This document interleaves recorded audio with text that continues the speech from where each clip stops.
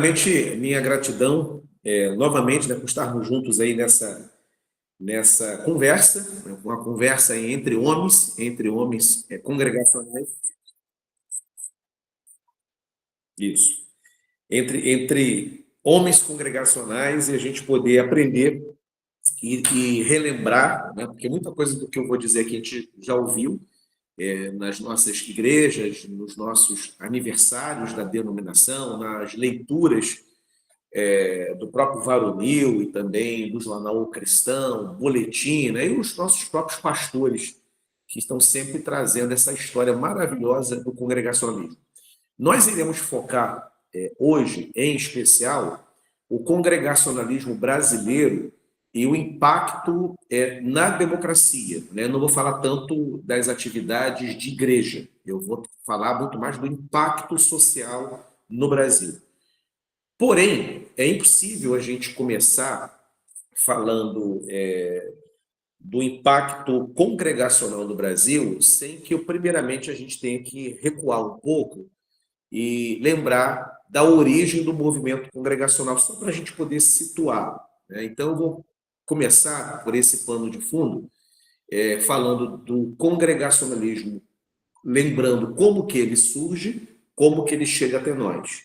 E a partir daí, boa parte da nossa abordagem hoje é o congregacionalismo brasileiro e a sua contribuição na democracia, na sociedade brasileira. Né?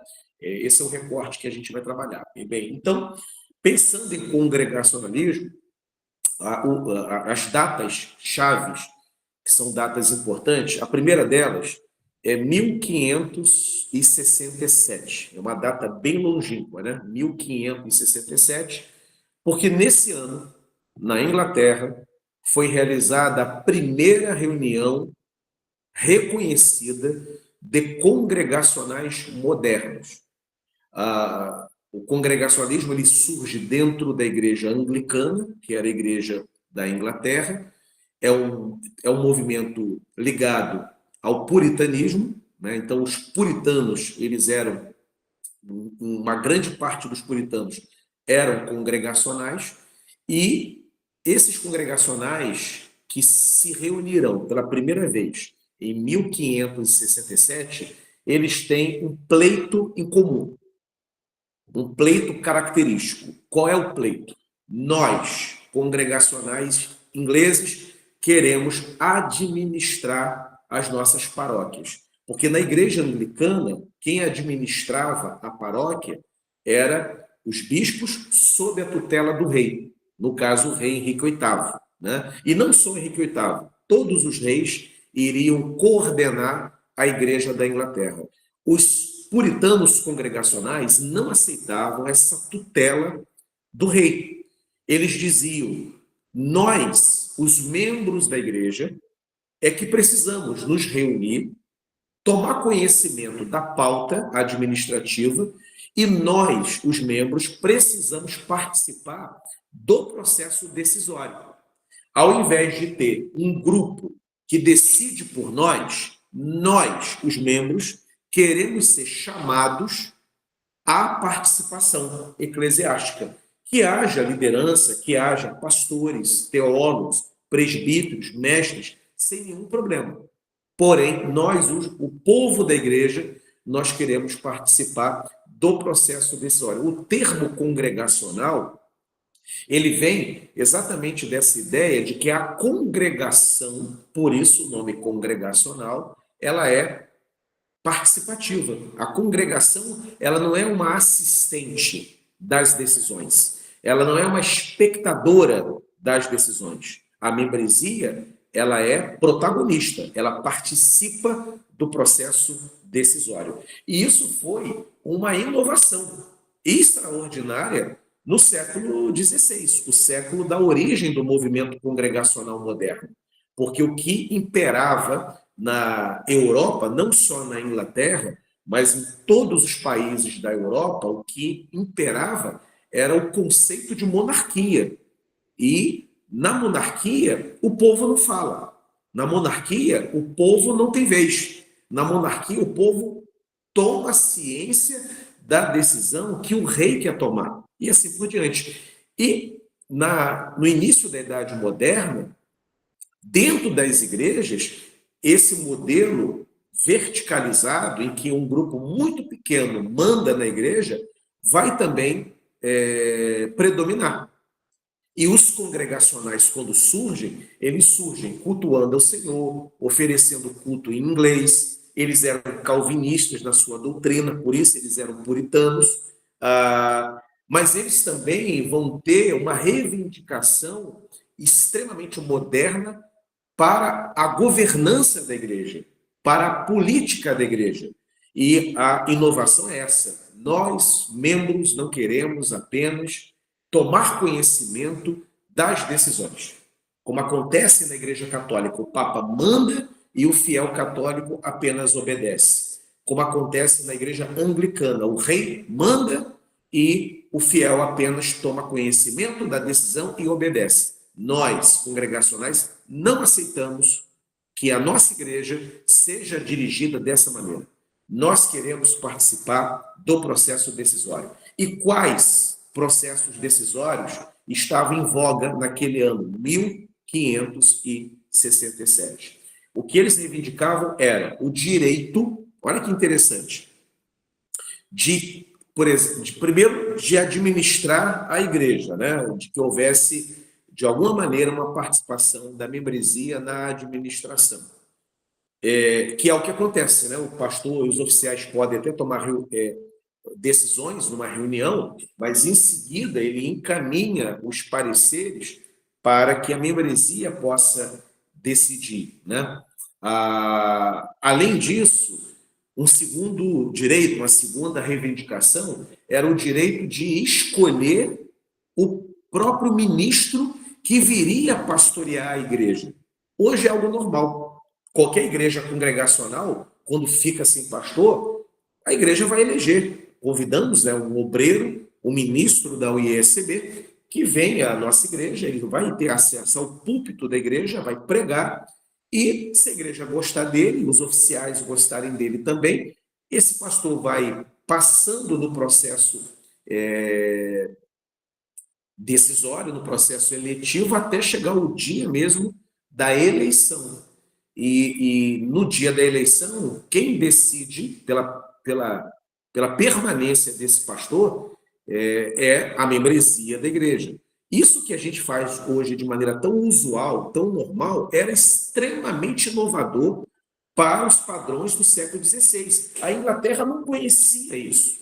Porque na Igreja Católica, que era a grande referência religiosa cristã, o Papa que coloca padre aqui, padre acolá, bispo aqui, bispo acolá, arcebispo aqui, arcebispo acolá. Quando a Igreja Anglicana vai ser fundada na Inglaterra, o modelo é igual, só que é o rei que manda. O rei tira o pastor, bota aqui, troca de bispo, é ele quem decide.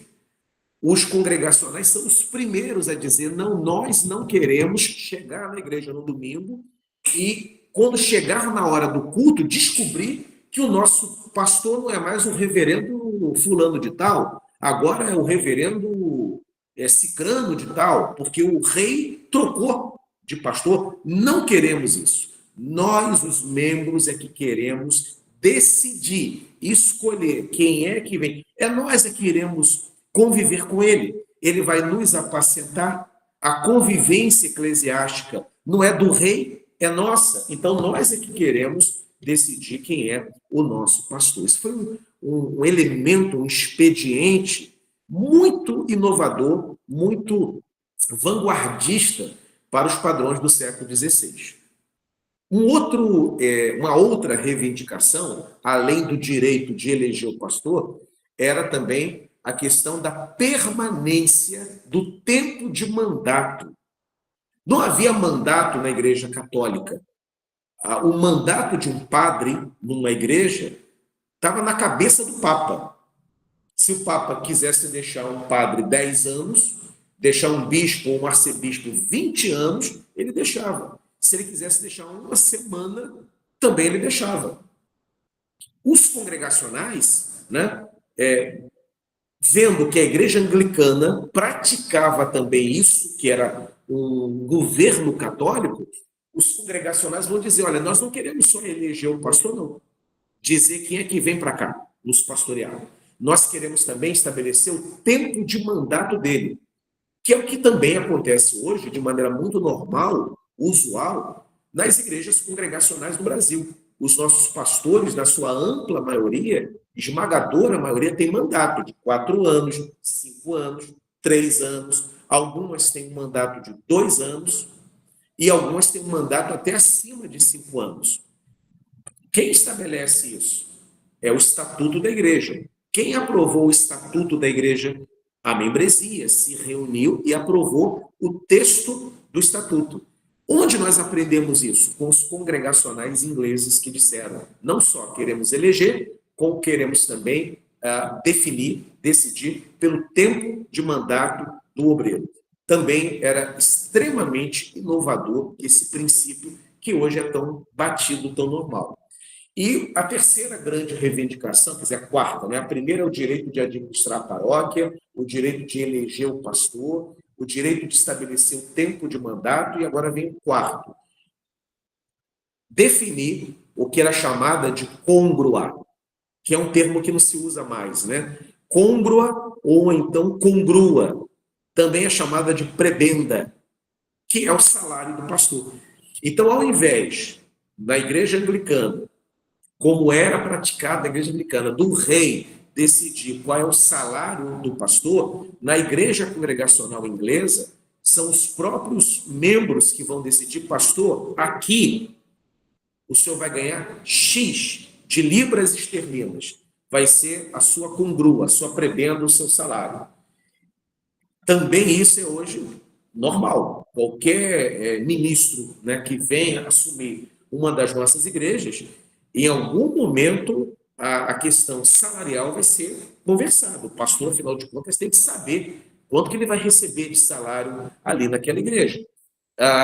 E quem decide isso, ainda que haja uma proposta dos oficiais, as igrejas que ainda têm patrimônio, né, o diretor de patrimônio, à luz do orçamento, estabeleça, mas isso, em algum momento, chega na membresia e a membresia é quem aprova. Então, o direito de administrar a paróquia, o direito de eleger um pastor, de estabelecer um mandato e de dizer qual é o valor do seu salário, esses expedientes que são tão normais hoje foram extremamente revolucionários no século XVI, porque isso não era praticado em lugar nenhum. Os congregacionais foram os primeiros. E isso apontava, inclusive, para o futuro de uma sociedade inglesa democrática, porque os congregacionais ingleses iriam aprender, aliás, os ingleses iriam aprender com os congregacionais como que os seus parlamentares, os seus políticos, deveriam também ser eleitos. Lembrando sempre que democracia não é uma invenção congregacional inglesa. Quem inventou a democracia foram os gregos. Antes de Cristo, tem mais de 2.000 anos a democracia. Mas a democracia grega, ela era uma democracia excludente. Ela era só para o homem branco, livre, aristocrata, que tinha acesso à assembleia.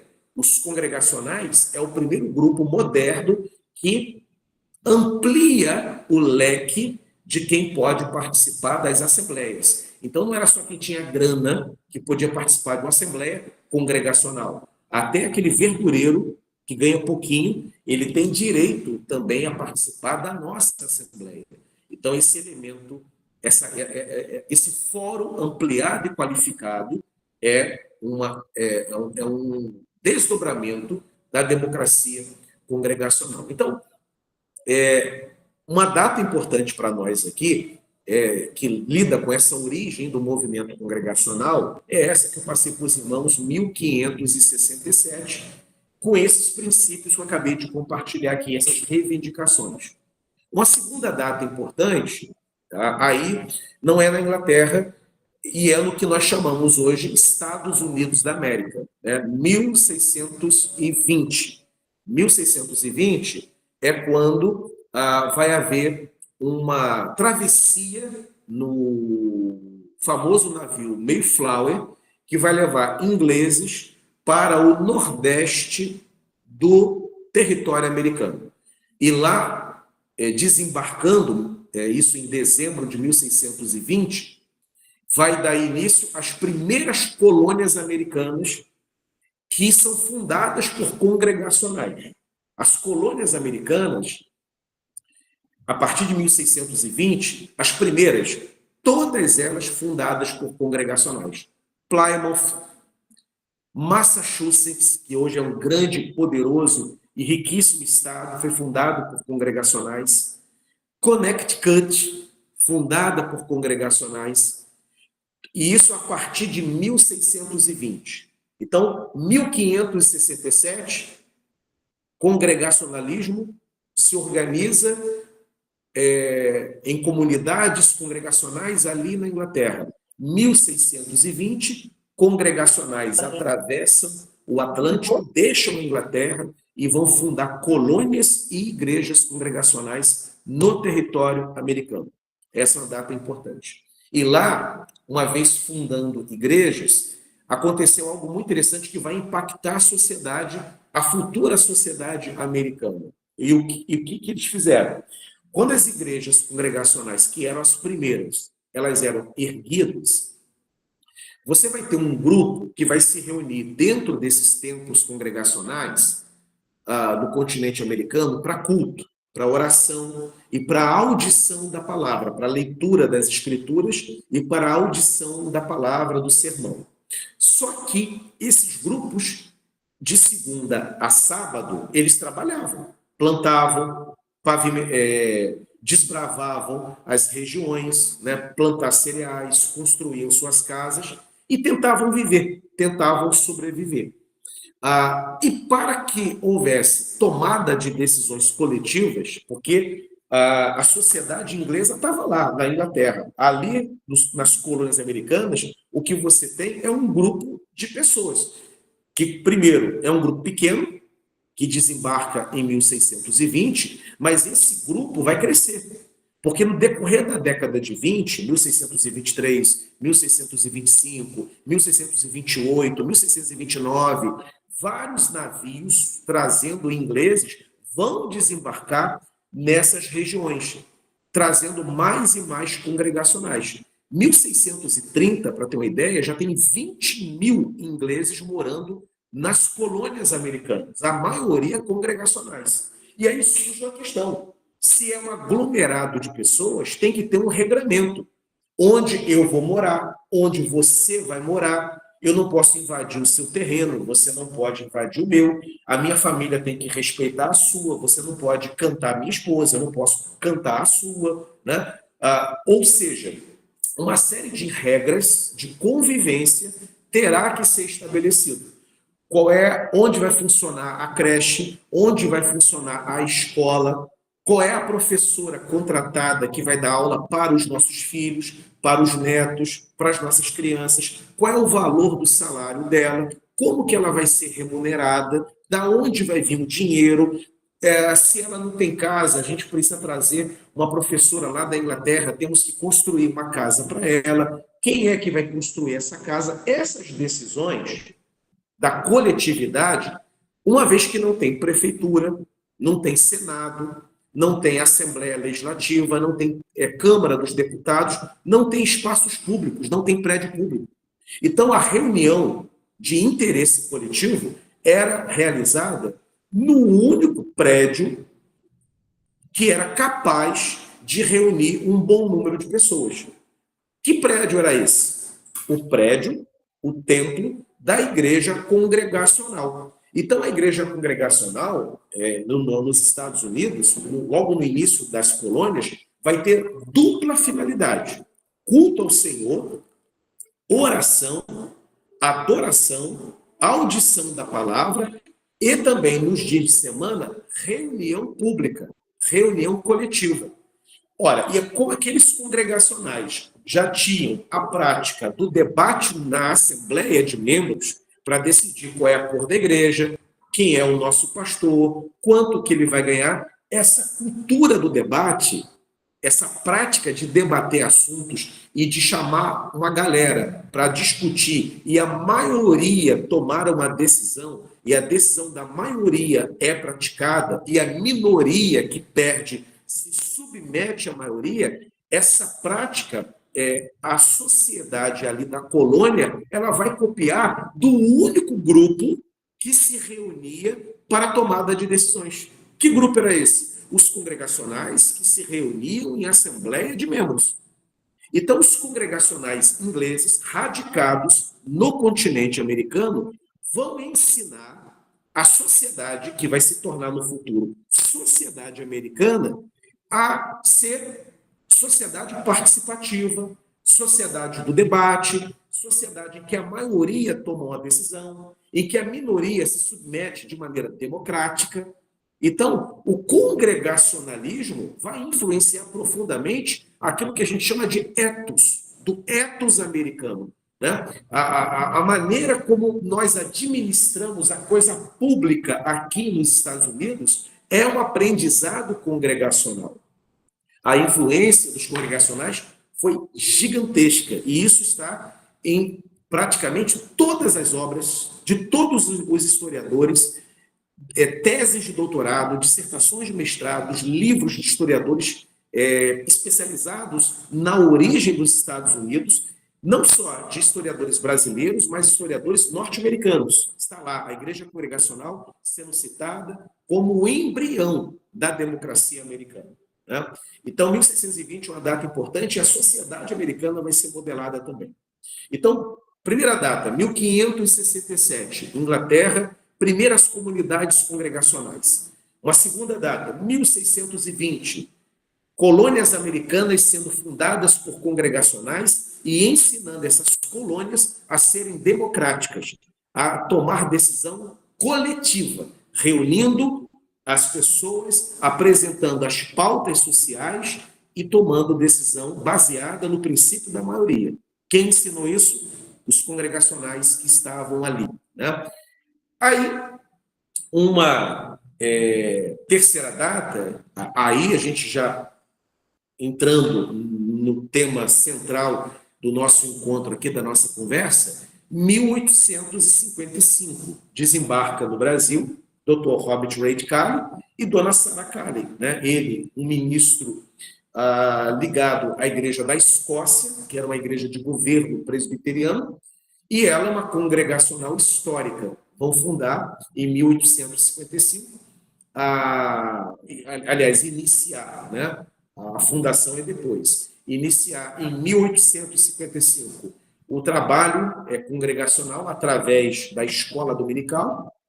Agora, dia 19 de agosto, vai completar 171 anos da primeira aula de escola dominical. E 3 anos depois, 1858, aí sim, a fundação da primeira igreja brasileira, que é a Igreja Evangélica Fluminense. Quando essa igreja ela é organizada, 4 anos depois, 1862, vai ser realizada na Igreja Fluminense a primeira Assembleia de Membros. Essa é uma data muito importante e a gente não fala muito dessa data. Então, a gente fala muito de 55, chegada de Cali, início da escola dominical. Cali chegou em maio, 10 de maio de 55. 19 de maio, Dona Sarah Cali ministra uma aula de escola dominical em Petrópolis. Em 1858, acontece o batismo do primeiro brasileiro e a fundação da Igreja Fluminense. A gente trabalha com essas datas. E a gente não fala de 1862. 1862 é quando foi realizada a primeira Assembleia de Membros da história do congregacionalismo brasileiro. Né? Inclusive, eu tive acesso à ata. Né? A ata está preservada lá na Igreja Fluminense, ela está em condições, né, um tanto delicadas, mas essa ata está devidamente preservada. Portanto, decisões ali são tomadas nessa igreja, o que vai ser uma prática dessa primeira igreja brasileira, que vai se tornar congregacional, é a prática da tomada coletiva de decisões, né? Os membros sendo convocados para uma assembleia, e nessa assembleia pautas serão apresentadas e a membresia terá vez, terá voz e terá direito a voto, né? E aqui, nesse ponto, é que se diferencia a nossa tradição de todas as outras tradições que são existentes no Brasil. Porque o congregacionalismo ele vai impactar, influenciar diretamente a sociedade brasileira, né? O tema do nosso encontro é o congregacionalismo, né? E a sociedade brasileira, né? Quais foram os impactos dessa tradição congregacional que começa em 55, que organiza a primeira igreja em 58 e que promove a primeira assembleia em 62? Qual é a contribuição direta para a sociedade? Primeiro, a própria democracia. Você não tem em 1855, em 58 e em 62, você não tem democracia no Brasil. O Brasil era um império, né? Um império que só vai deixar de existir em 1889. Em 1889, o Brasil deixa de ser império e é quando é proclamada a República do Brasil. Então, quando os congregacionais se estabelecem, os congregacionais eles são o único grupo de democracia em território nacional. Porque você não tem cultura de debate. Você vai ter discussões políticas em partidos políticos? Vai. Você vai ter, talvez, algumas associações começando a se organizar e promovendo debates nessas associações? Sim. Maçonaria é uma delas, associação de jornalistas, de escritores, né? Ok. Talvez professores, mas os primeiros a fazerem isso são os congregacionais, porque você não tem cultura de participação popular, você não tem cultura de debate democrático acontecendo, pelo menos em larga escala, em território brasileiro. Então, a origem da Igreja Fluminense, que é a primeira igreja congregacional, além dos marcos de ser a primeira igreja a pregar em português, a batizar brasileiros, ela traz também como contribuição para o Brasil a prática da democracia, a prática do debate, a prática da participação popular igualitária. Isso é pouco falado nas nossas igrejas. Esse destaque não é muito aventado. A gente fala muito da chegada de Cali, da fundação da Igreja Fluminense, da primeira igreja a evangelizar, e a gente para por aí. E isso é extraordinário, mas você tem outros elementos que tocam teclas sociais. Como essa, por exemplo. Você, por exemplo, quando se compara em 62, você já tem, em 62, grupos, além dos congregacionais, você tem presbiterianos já no Brasil, porque os presbiterianos chegaram em 59. Mais à frente, década de 70, você vai ter metodistas. Os batistas chegaram em 76. Então, vamos pegar assim, início da década de 80, 1881, 1882. Em 81, 82, você já tem todos os grupos no Brasil. Você já tem metodistas, presbiterianos, congregacionais, luteranos, anglicanos e batistas. O que a gente chama de igrejas históricas tradicionais, em 81, 82, todas elas já estavam estabelecidas. Os batistas são democráticos. Batistas são congregacionais. Tem assembleia de membros lá. Mas os demais não. Não tem na metodista, não tem na luterana, não tem na anglicana, não tem na presbiteriana. O único grupo onde o membro comum tem direito a falar, direito a discordar, direito a votar, é o grupo de congregacionais que existiam naquele Brasil que não era democrático, era um império. E no império, se você é um aristocrata, dono de fazenda, rico, você tem acesso ao imperador. Se você é um jornaleiro, se você é um engraxate, um vendedor de leite, né, de lata de leite, você não tem acesso nenhum a ele. Então você não é ninguém, você paga imposto e obedece. A missão do popular é sustentar o império com o seu trabalho, com a sua força de trabalho e com seus impostos. O aristocrata, dono de terra, ele até tem acesso. No Brasil, esses donos de terra eram chamados de coronéis, né? Era muito comum, eu não nasci lá cristão, né? Hoje eu não assisto novela. A graça de Deus me alcançou com 19 anos. Mas até os meus 19 eu assistia muita novela da Globo. E eu lembro, quando era menino, nas novelas de época, era muito comum a figura era até chamado de coroné, né? Os coronéis, né? E quem eram os coronéis? Os donos de terra, esses tinham acesso aos políticos da época e acesso ao imperador. Agora, o vaqueiro não tinha. Na Fluminense, o vaqueiro vai ter vez.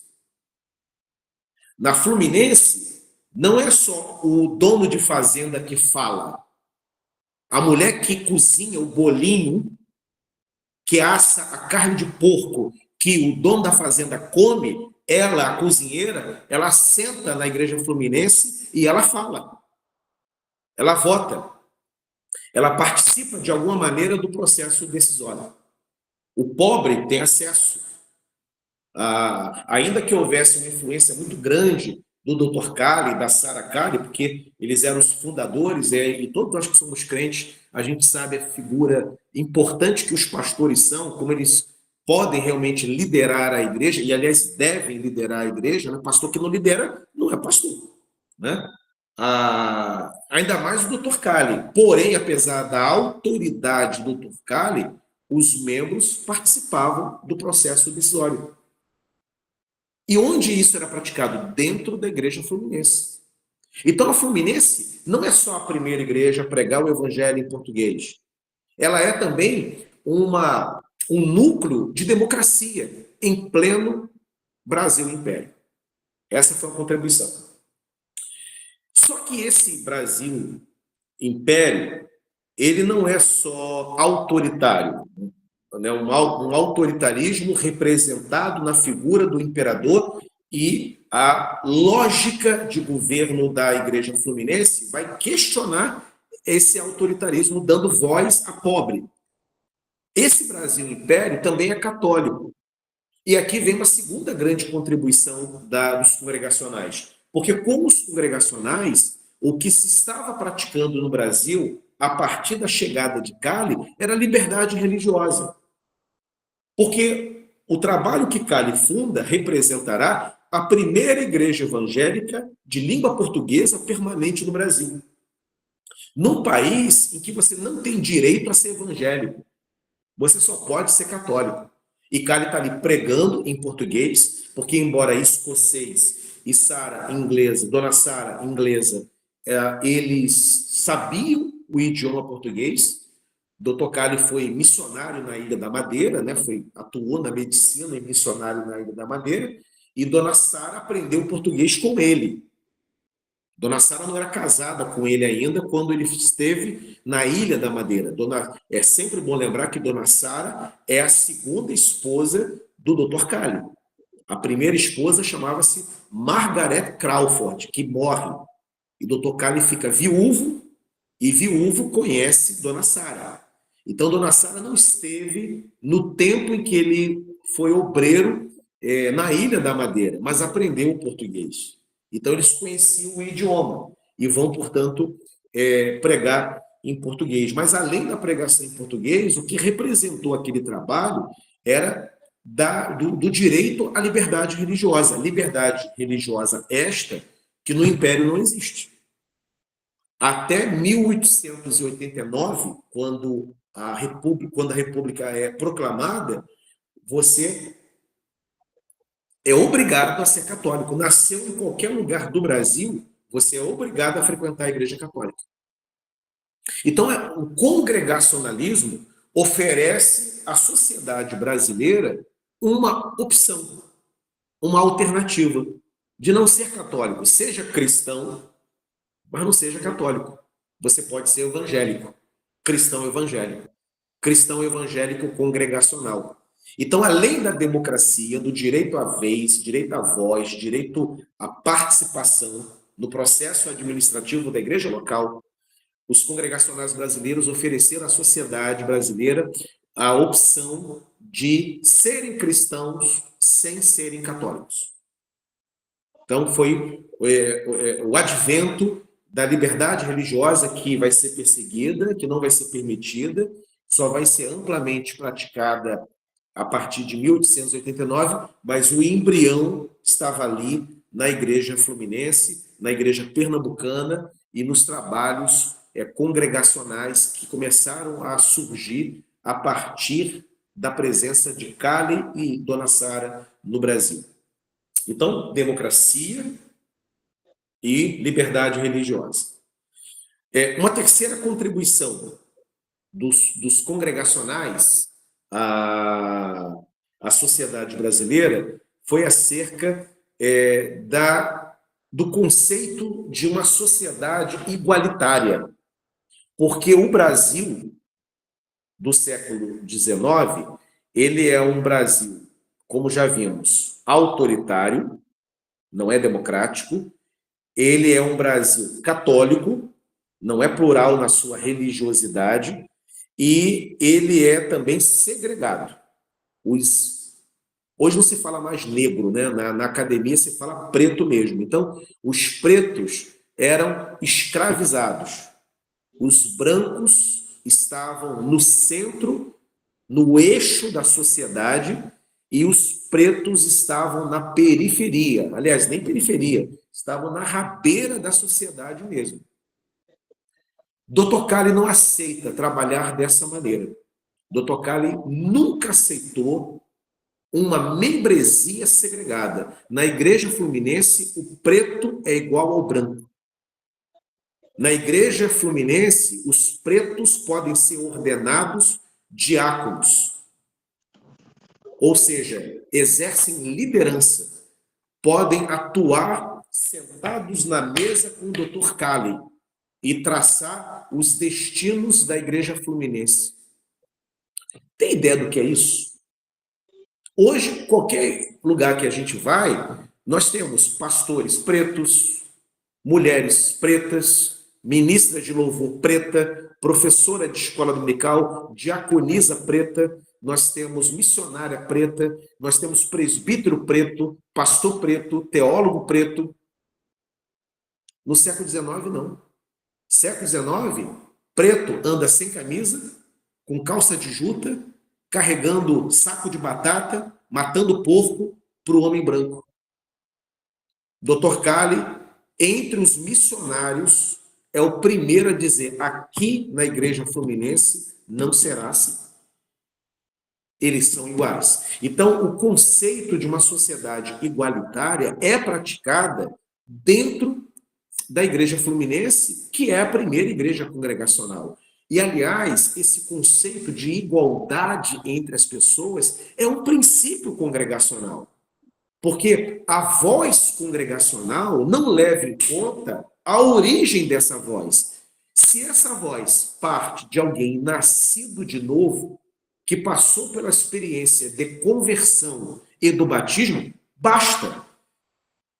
Independente da formação acadêmica, independente da conta bancária, independente de qual família nasceu, independente das posses, não importa.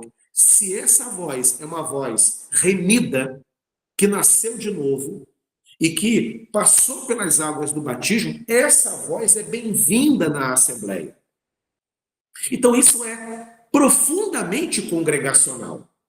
Dr. Cali, portanto, jamais admitiria, mesmo ele não sendo um congregacional de origem, mas ele era casado com uma congregacional histórica, ele não aceitou segregação racial na igreja em que ele pastoreou. E, aliás, membros da igreja que se convertiam e que desejavam se tornar membros da Igreja Fluminense e eram senhores de escravos, das duas uma, ou eles alforriavam os seus pretos, os seus escravizados, ou eles eram então expulsos da igreja fluminense. Mas na Fluminense não poderia ficar. Olha, você desafiar uma lógica imperial, que o império praticava a segregação racial, né? Se você nascesse com a pele um pouco mais escura, meu amigo, você ia para a senzala. Dr. Carlos não admitia isso. Chamava os pretos para sentar juntos e os ordenava diáconos. Tem ideia do que é isso? Tem ideia da bomba revolucionária que é isso? Um estrangeiro peitando uma lógica imperialista, uma lógica pecaminosa que norteava toda a sociedade brasileira. A gente fala pouco disso. Então, meus irmãos, sentem com seus pastores. Diga-se, pastor, 19 de agosto se aproxima, né? Vamos contar a história do congresso. Mas vamos contar outras coisas também, pastor, que não são contadas? Porque é sempre a mesma coisa, né? O doutor Cali veio, fundou a Fluminense. Isso a gente já sabe.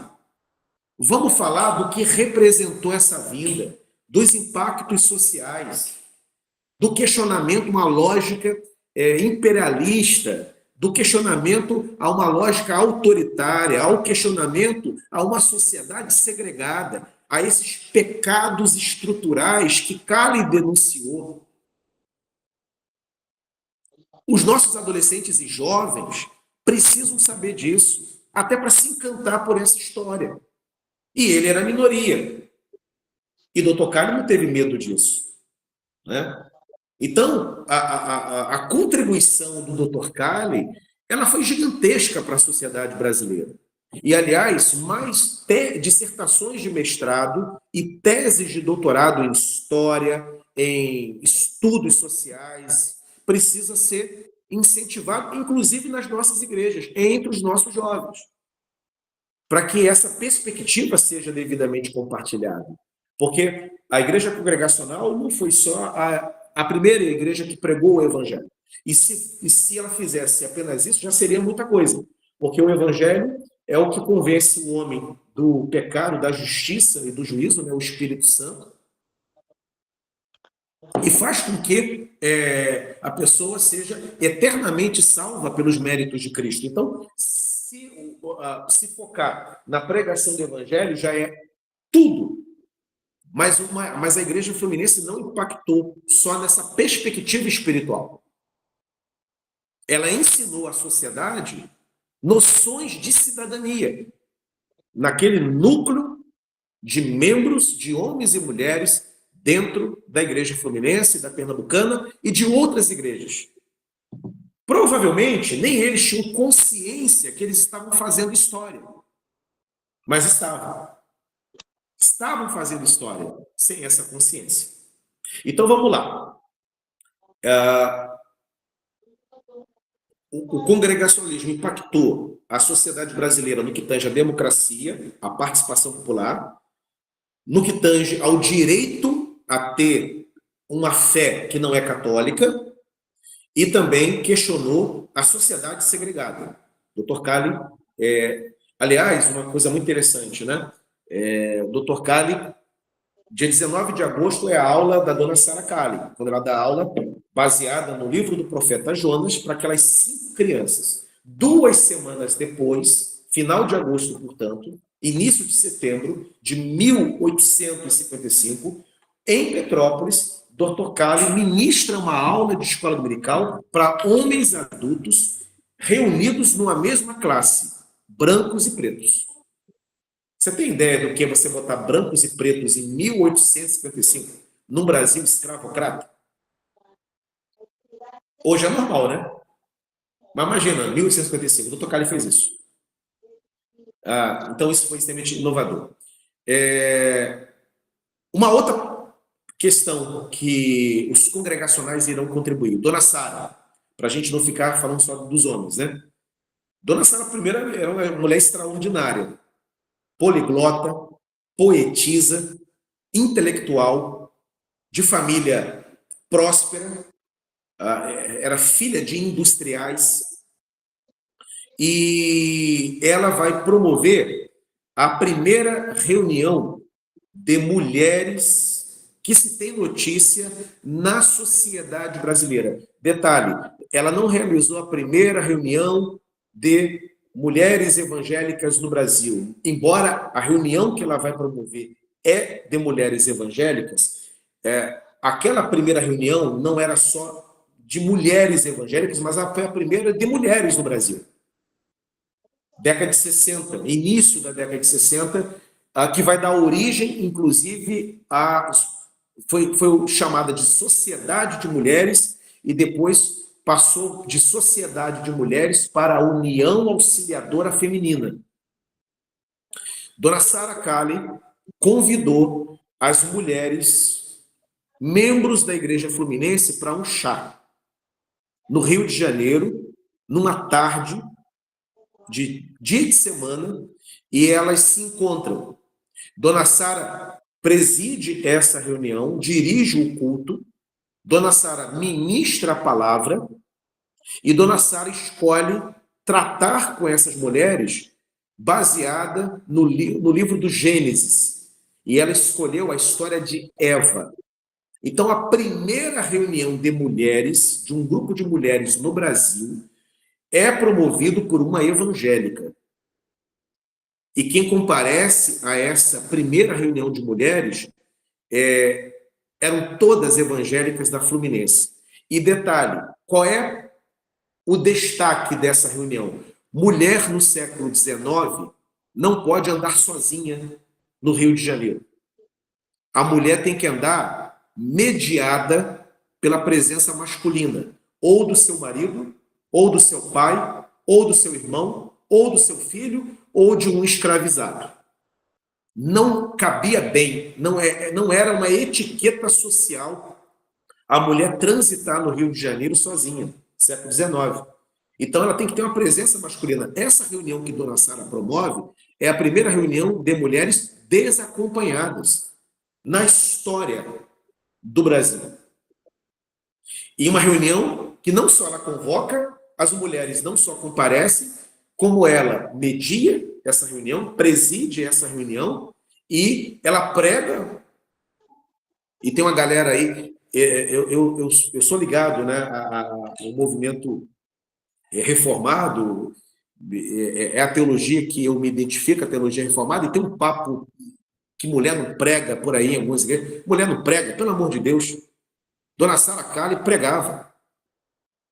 A mulher era uma gigante, escritora, traduzia os hinos para a edição dos nossos salmos e hinos. A mulher tinha uma cabeça teológica. O conteúdo dela revisava os sermões do Dr. Kali. E ela prega nessa reunião, baseado, como eu disse, no livro de Gênesis, e o capítulo que ela destaca são ali os dois primeiros capítulos, o capítulo 2 e o capítulo 3 de Gênesis, que trata da história de Eva. Ela escolhe uma mulher para ser o centro do seu estudo, o centro do seu sermão. Então, o que ela faz naquela ocasião? Ela está ensinando a sociedade brasileira a tirar a mulher da periferia, de um lugar periférico, e trazer a mulher para um lugar de destaque. Olha que coisa interessante, né? Então, olha os questionamentos que os congregacionais estão lançando na sociedade brasileira. O autoritarismo. O que os congregacionais oferecem? Democracia, participação popular. Ao catolicismo, o que os congregacionais oferecem? Liberdade religiosa, o direito de ser cristão sem ser católico. À sociedade segregada, o que os congregacionais oferecem? Uma comunidade de fé igualitária, onde brancos e pretos sentam juntos e tomam decisões. E uma sociedade que era patriarcal, machista, né? O que os congregacionais oferecem? Mulheres em destaque. Destacando que as mulheres podem atuar, que as mulheres podem se reunir. Nós, inclusive como reformados, né, entendemos que o pastorado, Deus entregou a liderança masculina, né? Você não tem figura de pastoras no Novo Testamento. Mas elas são atuantes no ministério em várias áreas, em várias funções. que não o pastorado. Mas missionárias, teólogas e pregadoras e muitas outras responsabilidades, diaconisas, né? Enfim, o congregacionalismo ensina esses elementos vanguardistas para a sociedade brasileira. Também, o que os congregacionais encontram no Brasil? Uma sociedade hierarquizada, como geralmente são as sociedades governadas por imperadores e reis. Não é uma sociedade igualitária, ela é hierarquizada, vem de cima para baixo. O imperador manda, você obedece. Você questiona o imperador, você é preso. Você nasce num reinado, o rei manda, você obedece. Você questiona o rei, você é preso, torturado e morto. Você não tem o direito de falar. O seu direito é obedecer e sustentar o reinado. A mesma lógica no império. A sociedade brasileira, ela é uma sociedade hierarquizada. E esse desenho hierárquico, ele vai ser replicado em outros núcleos sociais. Porque é o desenho, é a referência. É como eu me enxergo. Eu me enxergo aqui embaixo, o imperador está lá em cima. Então, eu sou empregado, eu estou aqui embaixo, o patrão está lá em cima. Nos congregacionais, não todos são iguais. No congregacionalismo praticado na Igreja Fluminense, se eu sou um industrial, como por exemplo a família Fernandes Braga, eles eram industriais, donos do chapéu mangueira, da fábrica de chapéu mangueira, milionários e influentes na Igreja Fluminense, mas a membresia era chamada a participar também do processo decisório. O pobre tem vez numa igreja congregacional. E, aliás, é a nossa prática. Eu não conheço pessoalmente, não tenho o prazer de conhecer todos os irmãos aqui, mas eu ficaria muito surpreso se eu descobrisse que entre nós aqui tem algum milionário, algum bilionário, algum trilionário. Eu tenho certeza que não há. A maioria esmagadora aqui, se não todos, são de origem humilde, origem pobre ou classe média, média baixa, ou então média, no máximo. E nós sabemos que nas igrejas congregacionais, nós falamos. Não é necessário ter um diploma de medicina para falar numa assembleia congregacional. O irmão às vezes não sabe nem falar direito, mas se ele levantar a mão, questão de ordem, o pastor para, e o pastor, em muitas igrejas, principalmente no passado, o pastor era a pessoa mais bem preparada da igreja. Às vezes ele era o único formado da igreja, porque foi para o seminário, estudou. E ele, sendo, às vezes, o único formado que tem o direito, ele é o único que tem direito de sentar atrás da mesa da Assembleia, porque ele é o presidente por direito da Assembleia. Se um irmão semi-analfabeto levantar a mão, pastor, questão de ordem, ele para o curso e ouve aquele irmão semi-analfabeto. Eu pergunto aos irmãos, em qual outro lugar um semi-analfabeto para uma reunião? Só numa Assembleia Congregacional. Se isso já é extraordinário hoje, imagine no século XIX, quando o congregacionalismo chega no Brasil. O porteiro da fábrica ele é porteiro de segunda a sábado, ou de segunda a sexta, né? Escala 5x2, né? Agora, quando chega no domingo, esse porteiro senta do lado do dono da fábrica. E vão decidir juntos o que é melhor para a igreja. Na fábrica, ele não dá palpite. Na fábrica, ele é empregado. O patrão manda. No domingo, o patrão é igual a ele. De segunda a sexta, ele é porteiro, mas no domingo, ele é o diácono da igreja. Ele serve ao patrão. Ele senta na reunião decisória e o patrão não senta lá, porque o patrão não é diácono, o patrão é membro da igreja. O patrão vai esperar a sua vez lá na assembleia. O diácono, que é porteiro, ele senta junto com o pastor e toma uma decisão. Né? E ainda melhor, vamos melhorar o exemplo? O cara é porteiro de segunda a sexta. No domingo, ele é professor de escola dominical. O patrão é patrão de segunda a sexta, mas ele não é professor, ele é aluno. E no domingo ele senta para ouvir o porteiro dar aula para ele. Eu pergunto aos irmãos, onde isso acontece? Só dentro das igrejas evangélicas, principalmente dentro de uma igreja congregacional. Olha a beleza, olha a joia preciosa que é uma igreja congregacional.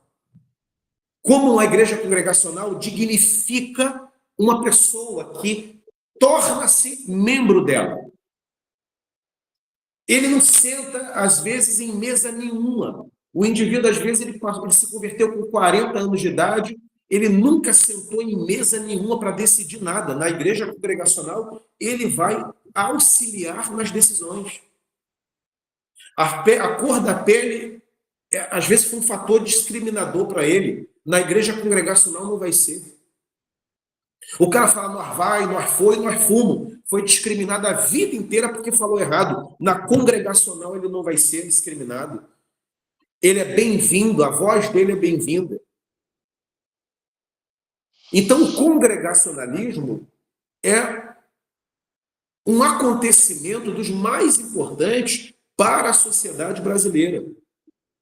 Hoje, essas discussões já avançaram muito. Partidos políticos levaram essas discussões para a arena pública, para as assembleias legislativas, as câmaras dos vereadores, para a Câmara dos Deputados, para a Câmara dos Deputados, para o Senado Federal, e uma série de conquistas, né, foram asseguradas a partir do momento em que a sociedade foi avançando. Mas onde isso começou? Não começou dentro das fábricas. Não começou dentro dos sindicatos.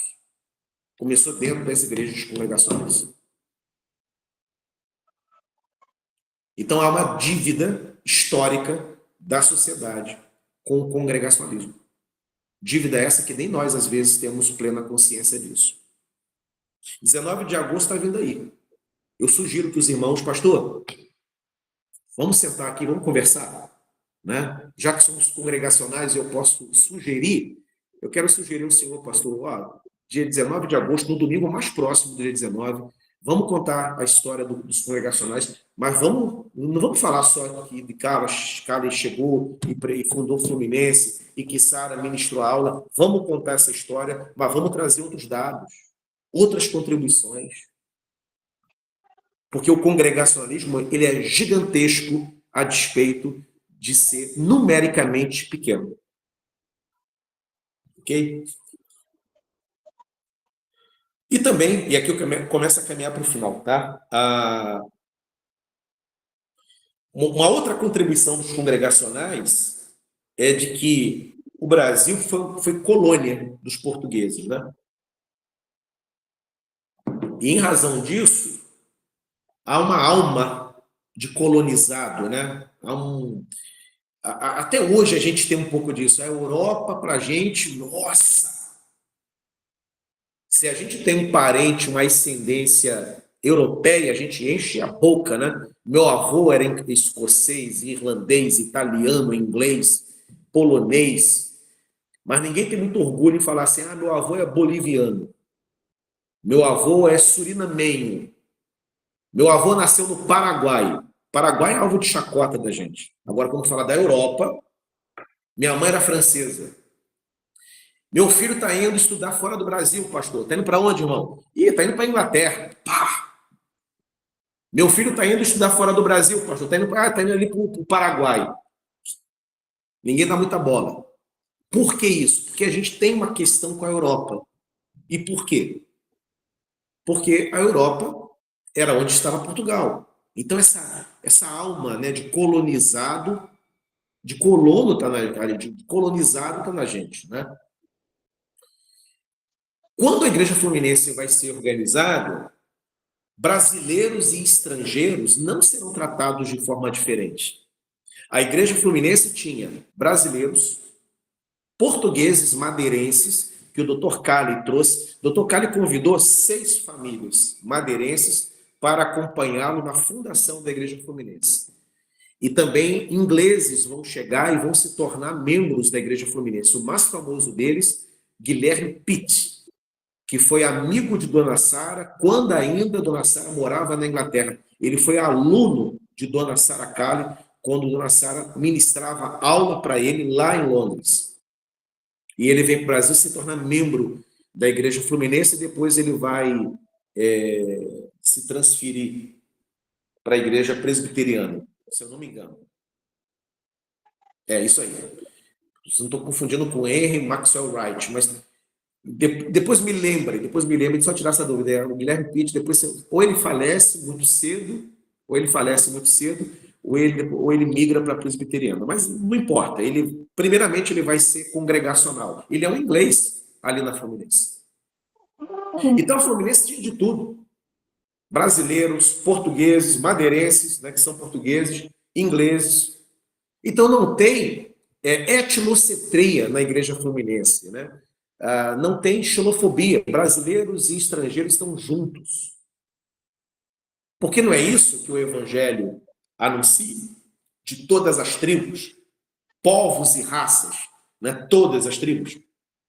De povos e raças, de todas as línguas. Um dia estarão reunidos diante do Cordeiro, que voltará para buscar a sua igreja. Povos de todos os lugares do mundo vão estar reunidos, né?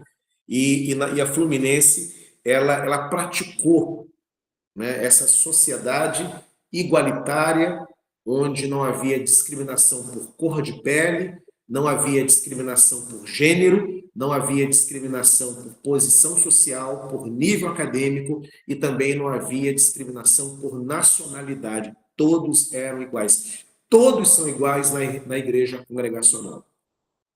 Eu quero concluir a minha fala trazendo para os irmãos uma experiência recente que eu vivi numa assembleia aqui na nossa igreja há mais ou menos 4, 5 anos.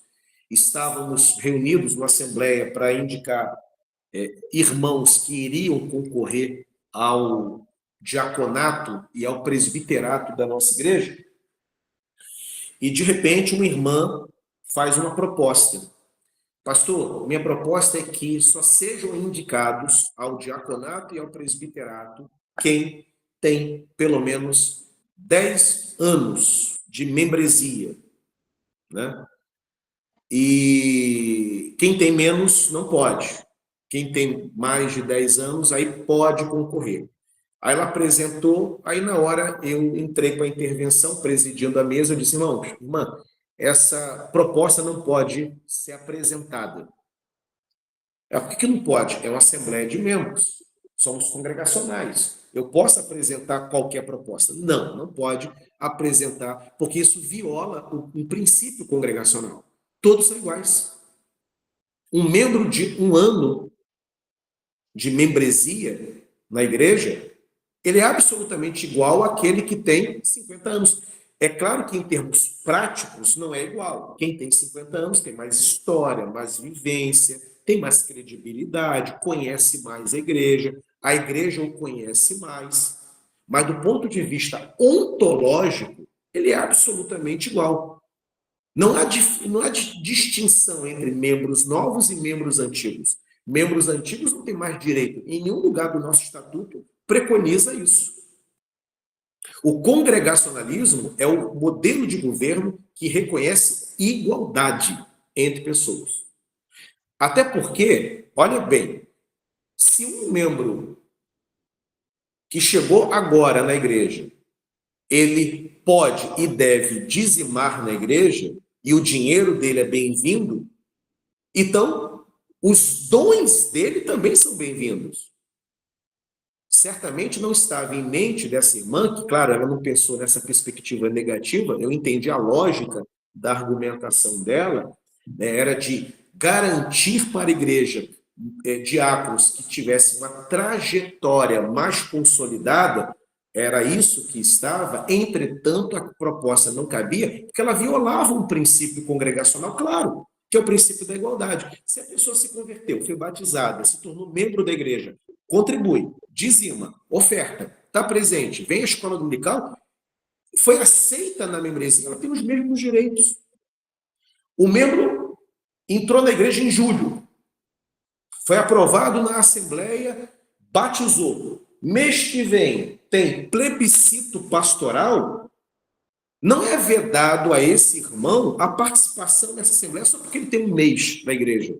O voto dele é igual ao voto do presbítero fundador da igreja. Absolutamente igual. Isso é um princípio congregacional. De que todos são iguais perante Deus. O que nos difere são os dons. Uns são chamados para pastorear, outros para serem diáconos, outros serão tesoureiros, outros serão professores de escola dominical, outros serão administradores, outros serão coristas, outros serão ministros de louvor, outros irão presidir os departamentos.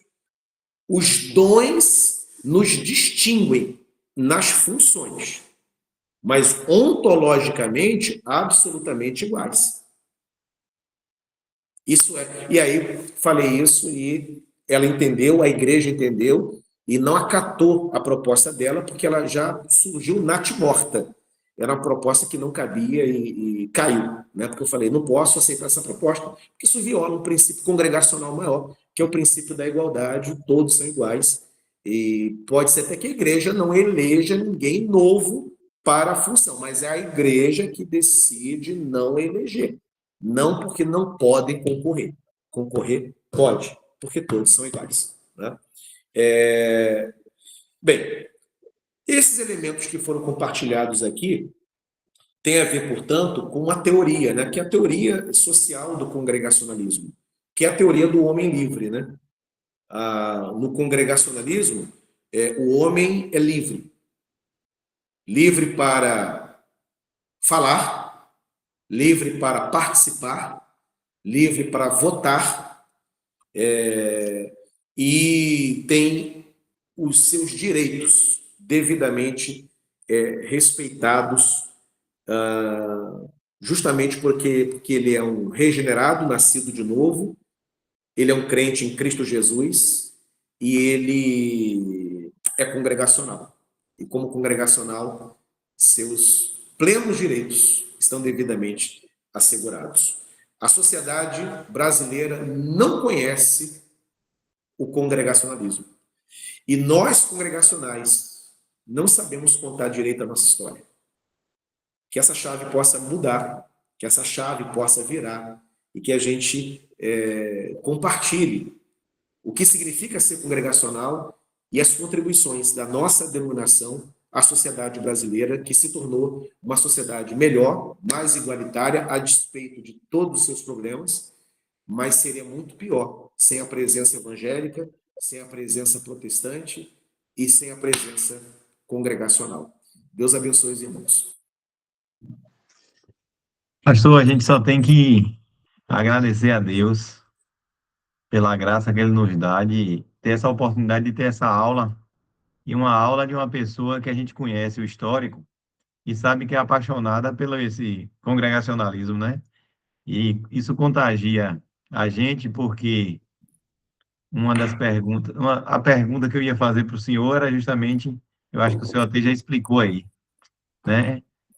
O pessoal não tem essa paixão e não fala com tanto ardor do congregacionalismo, é por falta de conhecimento, né? Porque a gente fica batendo só na data, na data, na data, como o senhor falou muito bem aí, e a gente fica só preso a isso, né? E as outras coisas, como o senhor trouxe para nós aí. E cada informação a gente entende uma mais importante do que a outra nessa construção do congregacionalismo. E aí a gente só tem que agradecer a Deus, agradecer o pastor, né, por nos conceder essa oportunidade. Estava todos ansiosos, que essa aula era para ser no mês passado, mas graças a Deus a gente está com os homens aí firmes e fortes, tá? Aguardaram e foram abençoados, né? Então, E o desafio está lançado, né? Nós temos vários irmãos aqui presentes que têm a oportunidade de poder, já amanhã, manda uma mensagem para o pastor, agosto está se aproximando, aniversário da denominação, vamos contar para a nossa igreja, na escola dominical, a nossa história, a história da chegada de Kalen, né, de Sara, que chegaram em maio, mas fundaram a escola dominical em agosto. Mas vamos além dessas datas trazer também outras contribuições do congregacionalismo. É uma grande oportunidade de semear esse conhecimento entre as nossas igrejas. pronto, a gente agradece a isso, e eu tenho também, graças a Deus que a gente está aqui, a gente nem precisa passar essa informação para o pastor da gente, como presbítero, porque o pastor está aí, né? Pastor Opa, Carlos está aí também. E também reverendo, ó, é um, a missão está dada, reverendo. é um apaixonado também pelo congregacionalismo, Ele né? é, Então a gente ele vai é. abrir aqui um espaço, né? Que as perguntas ou o acréscimo, né? Que as pessoas vão fazer, que sejam dinâmicos e rápidos por causa da questão do horário, mas a gente vai Amém. abrir, como sempre, as oportunidades para quem queira aí perguntar ou acrescentar algo que assim possa levantar a mão aí e fazer. O irmão Eduardo aí, né? Que já está. Mas aqui vai sair a televisão, Eduardo, passa aqui não. Vai sair a televisão. Meu irmão Eduardo, o microfone do irmão está aberto aí. E aí eu não Tá sei se me o ouvindo? irmão quer a oportunidade para fazer a pergunta, mas se não for isso, que o irmão possa nos ajudar aí fechando o microfone. E aí quem já veio o nosso irmão José Carlos aí levantou a mão e o pastor Carlos também. Pastor Carlos primeiro, tá ali na sequência, depois o irmão José Carlos, depois o pastor Maciel. A gente vai assim dando a oportunidade. Pastor Carlos. Ô, pastor Dauro, tá ouvindo aí direitinho? Estou ouvindo, pastor. Tá. Prazer falar com o irmão. Prazer é todo meu, né? Parabéns aí pela aula. A aula, a gente sabe que o senhor é habilitado, né, nesta área e é sempre bom ouvir. Dentro na palestra do senhor, até o senhor colocou, né, algumas questões assim, da pergunta que eu quero fazer, mas eu quero especificar uma pergunta dentro daquilo que o senhor falou aí. A gente sabe que o Brasil foi descoberto, né, no ano 1500, né, por uma monarquia que foi o Portugal, né? Então, com Pedro Álvares Cabral. Significa que desde a sua origem, né, a descoberta do Brasil, né, questão da colonização, ele se torna, então, uma monarquia, né? Porque o dono daqui é Portugal, né, um país monárquico, em 1500.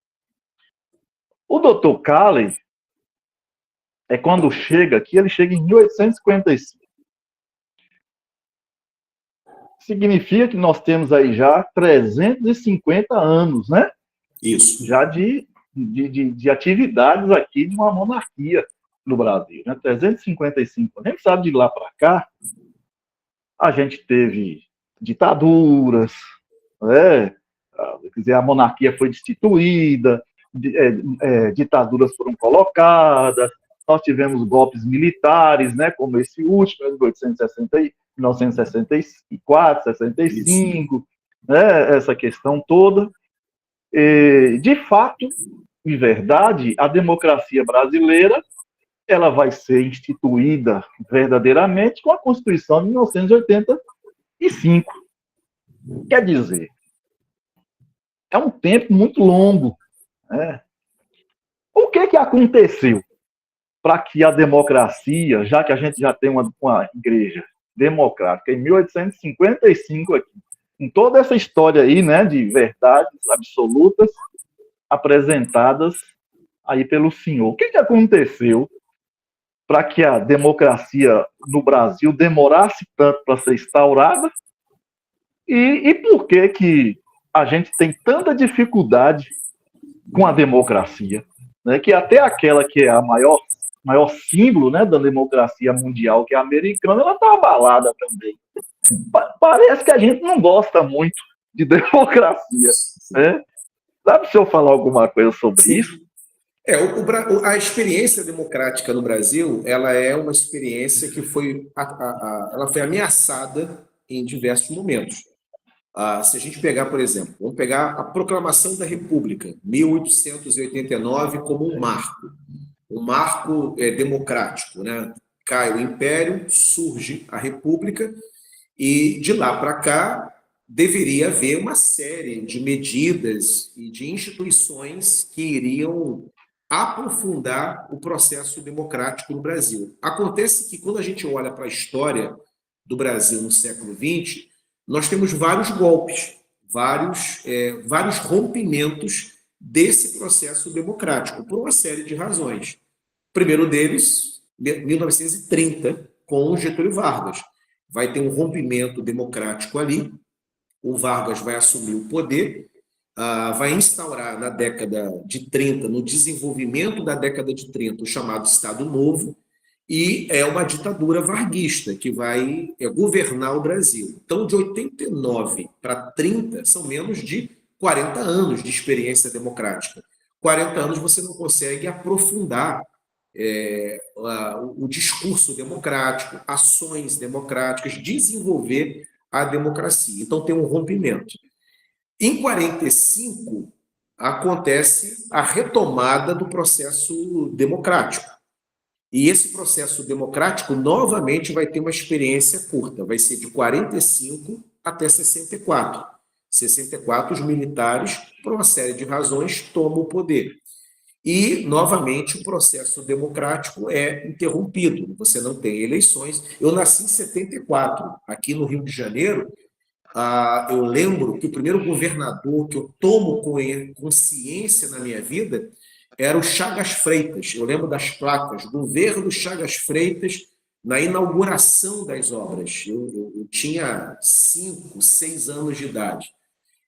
E o Chagas Freitas, ele era chamado de governador biônico. Ele foi colocado pelos militares aqui no Rio de Janeiro, como também em outros estados.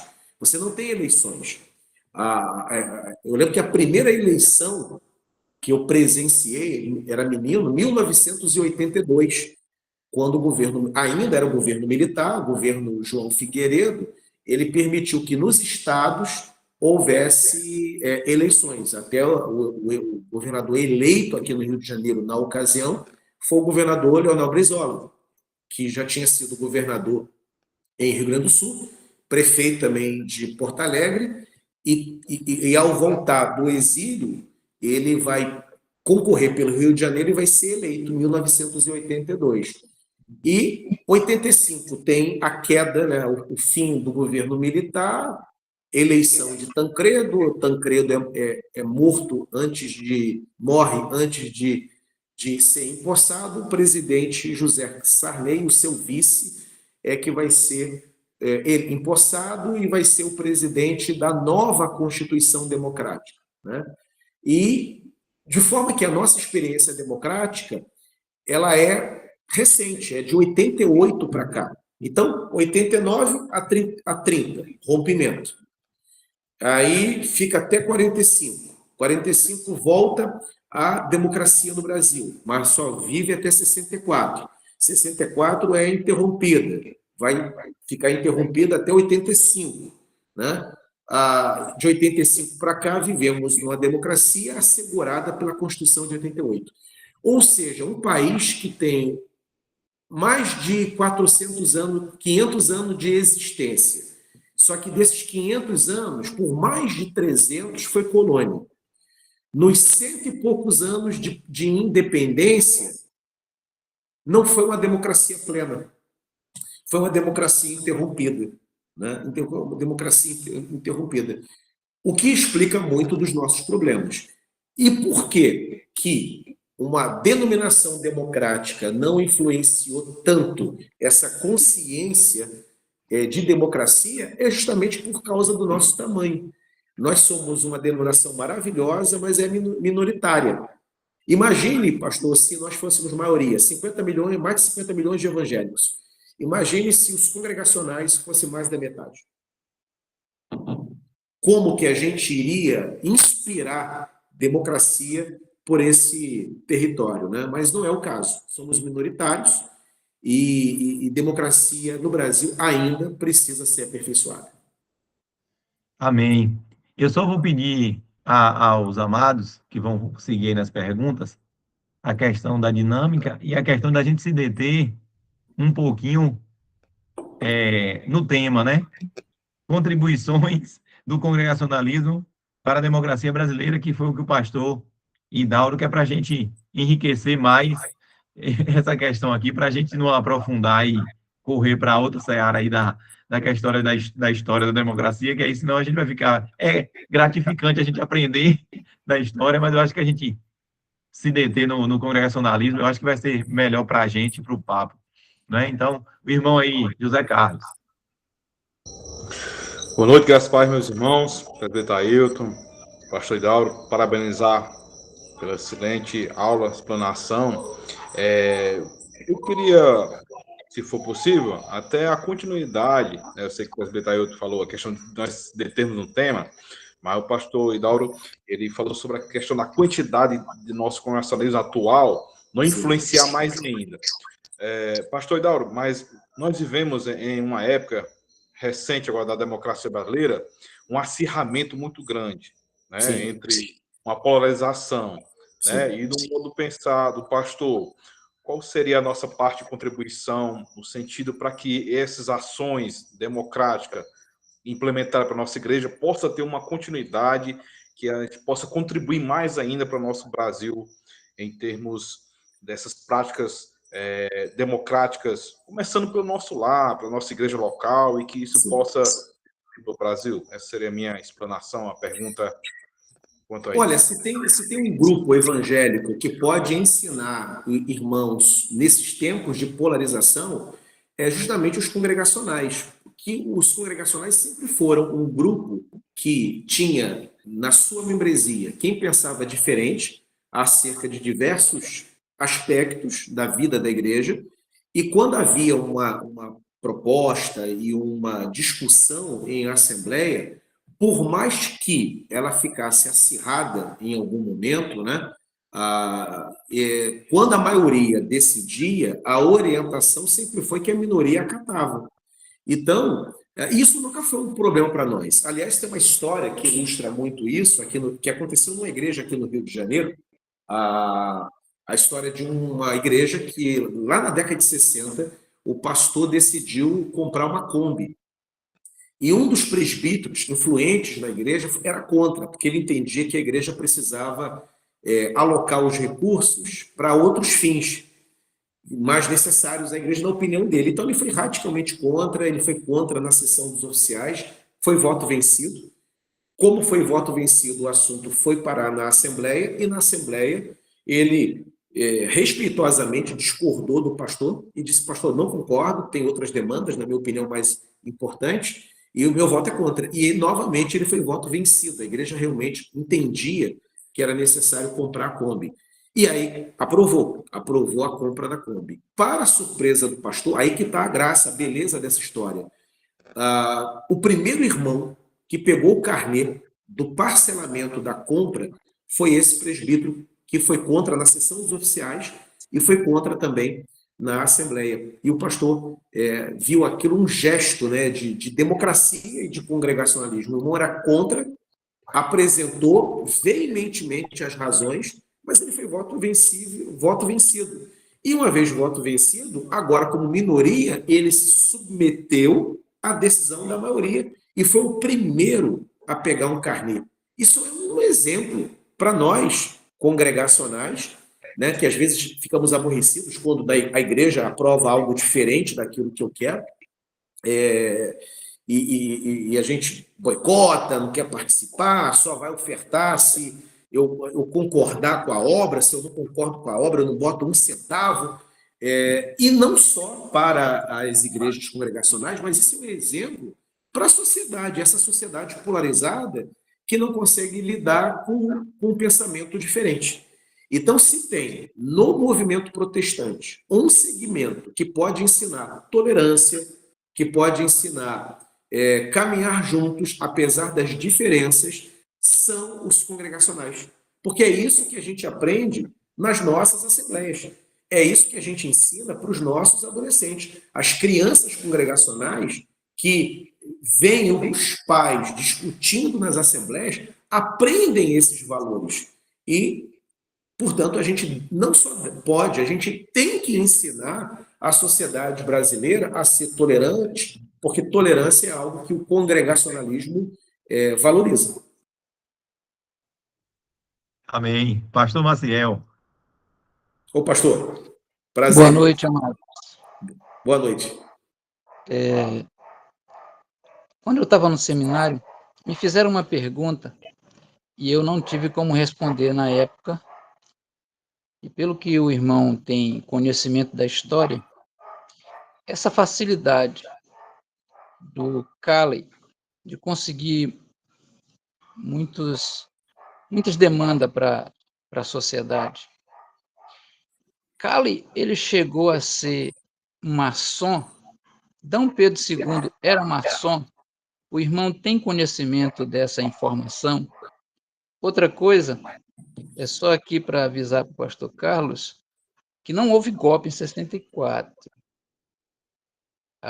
Os militares apenas cumpriram o papel deles na sociedade. Obrigado, meu irmão. Deus abençoe.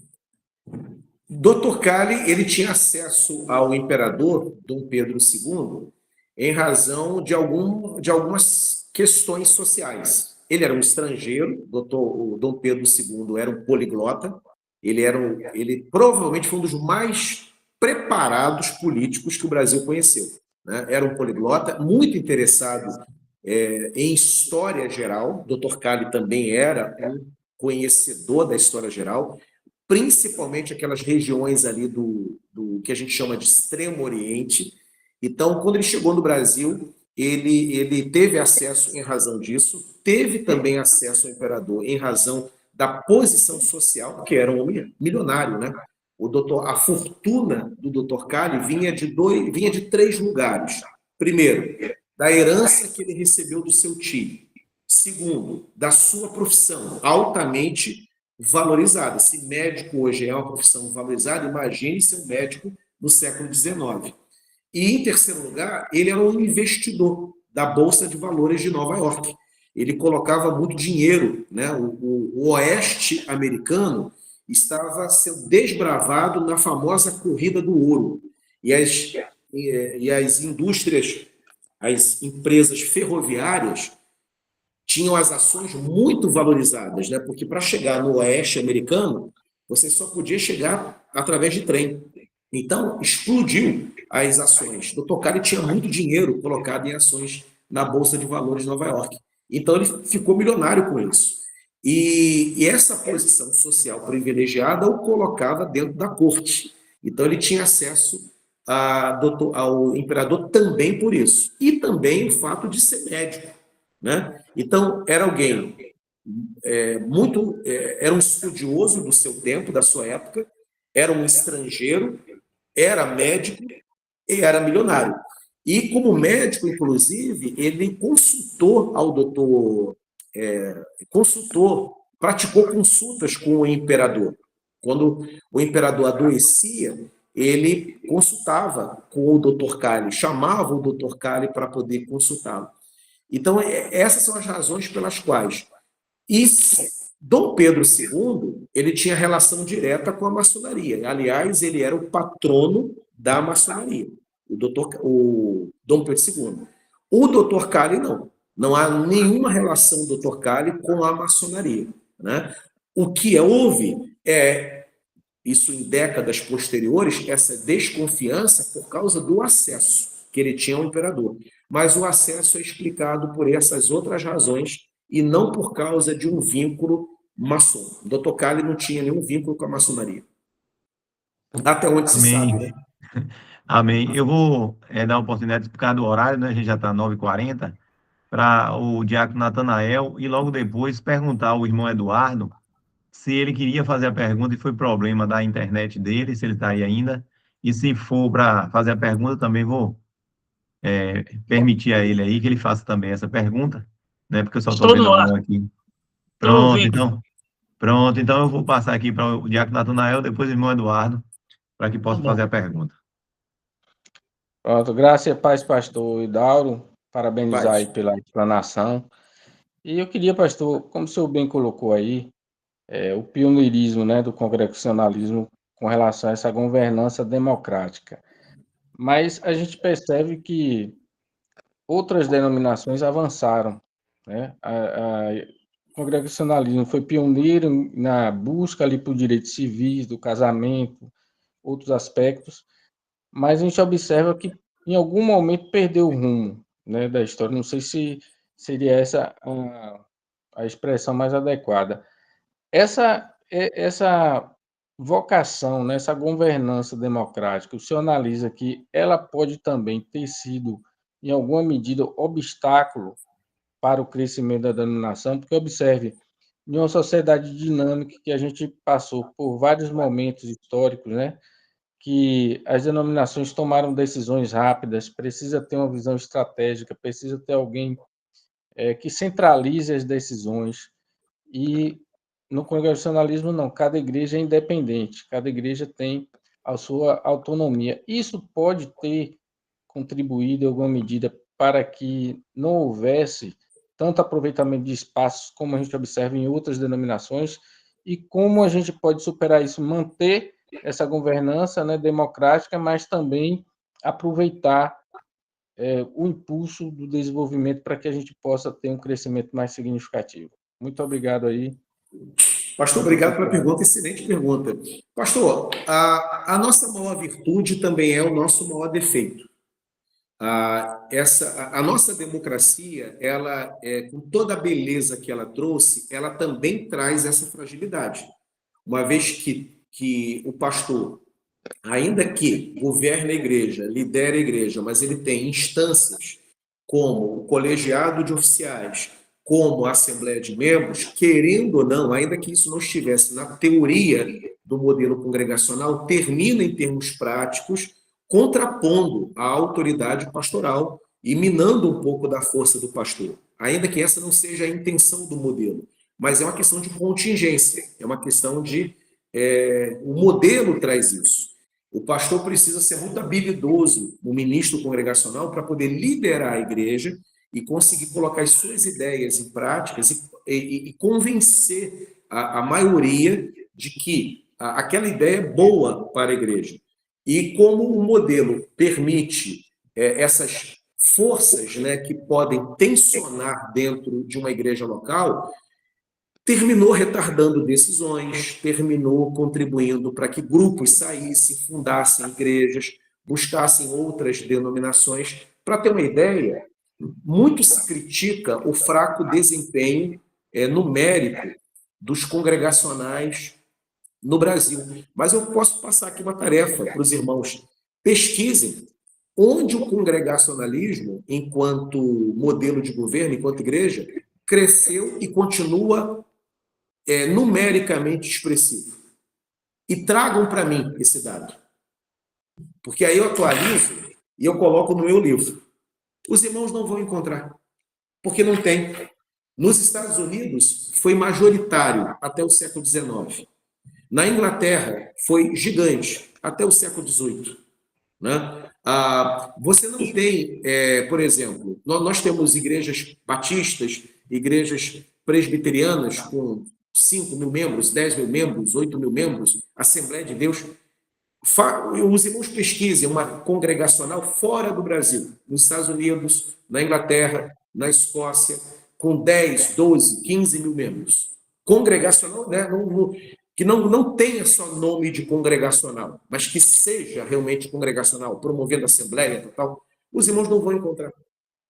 Porque o modelo congregacional, ele é um modelo que traz o benefício da democracia, da igualdade, mas, ao mesmo tempo, junto a reboque, ele traz esse desafio de como manter essa grande quantidade de pessoas em longo prazo, por décadas, centenas de anos, reunidos em torno de um grupo. E que seja rápido nos processos de implantação de igreja e nas decisões. Então, sim, há essa fragilidade no modelo. Aí o irmão pergunta, o que fazer? 1707, 1708, os congregacionais dos Estados Unidos vão organizar uma conferência e vão elaborar um documento de fé chamado Plataforma de Saybrook. A plataforma de Saybrook é uma tentativa de manter o congregacionalismo vigoroso nos Estados Unidos, porém oferecendo mais autoridade àquilo que a gente chama hoje de denominação, né? A um grupo que é organizado, que é representante desses congregacionais, e algumas decisões passarão por essa instância. Porque os congregacionais nos Estados Unidos perceberam que deixar aquelas igrejas totalmente autônomas e livres, totalmente, era um risco. A heresia, a entrada de aventureiros. Então, eles buscaram centralizar isso num corpo. Continuaram congregacionais, mas mantiveram um corpo denominacional. Foi a origem, inclusive, do chamado congregacionalismo associativo, o congregacionalismo denominacional, né? Então, essa é uma tentativa de ter. Então, é possível ser uma igreja congregacional em que o povo participe das decisões, mas com uma liderança, com um colegiado de oficiais forte, né?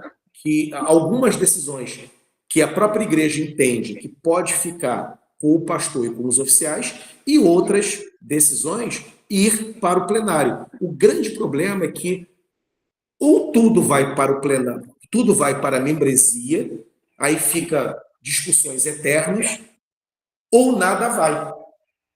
Porque o pastor puxa para ele. Aí não é congregacionalismo. Aí nós temos um pastor autoritário, que toma a decisão sozinho. Então, qual é o meio de campo disso? É necessário que a gente pense num congregacionalismo que mantenha a lógica de uma membresia participativa, mas defina quais são os pontos que devem ir para a Assembleia. Uma igreja organizada, que já tem 30, 40 anos de organização, aí uma pergunta, é necessário mesmo que tudo vá para uma Assembleia? Se a igreja está erguida, as principais decisões já foram tomadas, já tem estatuto, pode ser que um conjunto de ações e decisões permaneça só com o pastor e com os oficiais. E outros pontos vai para a Assembleia. Aí a pergunta, pastor, que pontos devem ficar e que pontos devem ir para a Assembleia? E aí é a questão da igreja local decidir. Mas é possível a gente elaborar. Porque quando tudo vai, aí você tem um atraso muito grande no processo decisório, né? E os batistas nos ensinaram que é possível, porque os batistas são congregacionais. E tem igrejas batistas aqui no Rio de Janeiro, aliás, toda a PIB aqui no Rio de Janeiro é gigante. A PIB de Niterói, PIB de São Gonçalo, PIB de Alcântara, PIB do Rio de Janeiro, PIB de Macaé, PIB de Campos, é tudo com 4 mil, 5 mil membros. E os batistas são congregacionais. Qual é o segredo? Como é que tem um grupo de congregação que cresce a beça e outro grupo de congregacionais, que são os congregacionais, não cresce? Tem alguma coisa na democracia batista que a gente precisa entender. Qual é a coisa? Lá, por exemplo, não é tudo que vai para a Assembleia. Lá tem as chamadas comissões. As comissões têm uma demanda. Organizam uma comissão, a comissão depura aquela pauta, modela, estuda, e o que vai para a Assembleia é só aquilo que precisa realmente ser apresentado. Todo o trabalho preliminar foi feito pela comissão. As comissões de serviço são absolutamente normais na tradição batista. A gente já manda tudo, né? Até a cor da igreja, em nome de uma democracia. Bonito, mas nada funcional. Amém. Vamos, irmão Eduardo. Boa noite, pastores. Boa noite. Prazer conhecer o senhor, viu, pastor Idauro? Prazer, eu sempre meu filho. acompanho no YouTube o culto lá da Sim. sua igreja. É um Amém. prazer estar com todos os pastores. Sou um simples membro de igreja. Oh, coisa boa. Eu sou membro da Liberdade e sou da terceira geração congregacional. Aí eu vou perguntar uma coisa. Aí quando o Dr. Cali estava lá em Portugal, Ilha de Madeira, né? Ele veio de navio, né? Com um grupo de pessoas, não foi? Aí eu pergunto ao senhor, aí tinha um pastor Maurício Jardim, que era amigo do meu pai, eu conhecia ele me conheceu pequeno. Sim. E eu fui muito amigo de Damares, a filha dele, né? Sim. Fui muito amigo, a gente ia para o seminário ali, com os jovens. Aí eu pergunto ao senhor, o pastor Maurício, foi o primeiro pastor assim, que veio da família dele, né? Parece que foi o avô dele, né? que veio lá da Ilha de Madeira, não foi isso? Foi O avô. o avô do bisavô, na verdade, bisavô É isso, exatamente. Bisavô, o que bisavô veio dele, para o o Brasil, reverendo e ele, Amaury Jardim, e era o ele foi, Francisco Jardim.